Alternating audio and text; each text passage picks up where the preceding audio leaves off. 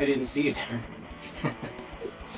It's his eye, Miltonius, here with another YouTube video. You probably can't tell right now, but I'm not wearing any pants. And I got this new... Oh, look at that. That there is me as well, in cartoon form. If you'd like to have yourself a Displate piece of art, links in the description. But today, we are going to take a look at the process of me drawing the zombie sisters. These girls have been a part of the Akumi universe for a while, and they've gone through some changes, but pretty much have maintained their look.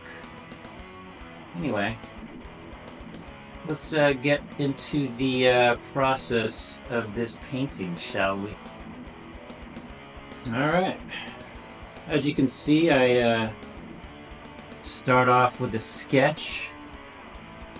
Light blue lines make it easy for me to, well, the light blue lines are a technique I took from my 2D animation days, where you draw in a light blue line, you can go back over it with clean lines, a darker clean line, much more easier. So that's why the blue. But you can use any color you like. It's a free country. And once I get the established look that I want, and it doesn't even need to be perfect, like the sketch is kind of just an outline, I start putting in the cleanup lines. And first all the big broad areas, and then I slowly move into the more smaller meticulous areas. And I don't really have an order, I kind of just go by instinct. Just slowly sculpting, I guess you could call it, with ink, erasing, a lot of erasing and reapplying the line.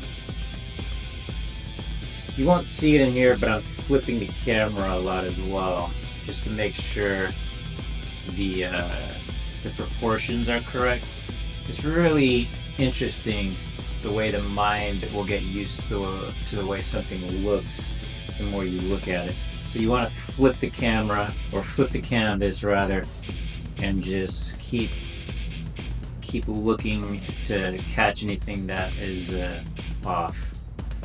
Especially in the face, you don't normally see it when you're deep in the process of drawing, but the face can really get warped if you're not careful.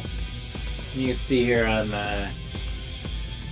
finishing off with just the minor, not minor, but like the more intricate details, the smaller details, and really, let's see over here, this the VFX, special effects, little particles, anything that give it movement, energy.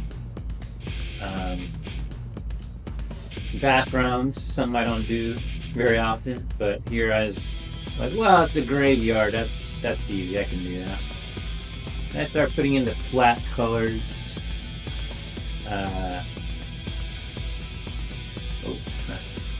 And some of the blush, or where the blood would go. I mean, there's zombies, but you still wanna add some color. And then I put a multiply layer with usually a gray, and then some highlights, and finish off the background. And I usually end with the effects, with the lighting, and then some polish. Do I want to give them a nose or no nose? And then an overlay of color, more glows, lighting. There you have it. Fastest speed paint ever. So it's the final result. But doing a piece like this, it probably took me, I don't know, 6 hours from start to finish. Maybe longer if I really want to like detail stuff. But I try to keep my art pretty simple.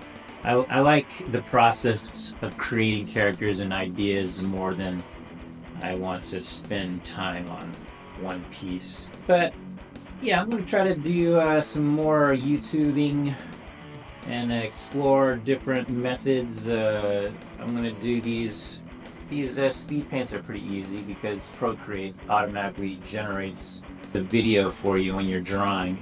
So, and then I'll try some other videos with animation tutorials and whatnot. But if you like this piece, I have it as well on my Displate site.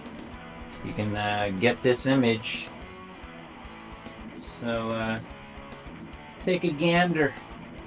I don't have much art up there just yet. I've been kind of slacking on that, but we might take a look at some of these other paintings as a speed paint later as well.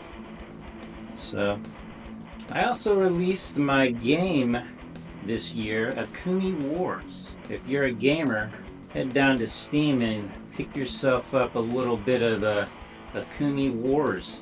And if you're not into gaming, I've also got a Patreon if you want to support my arts when I've got some arts to show.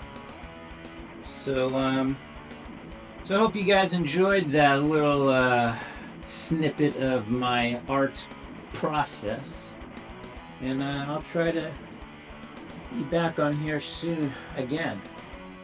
So until next time, peace and two pieces. I'm out!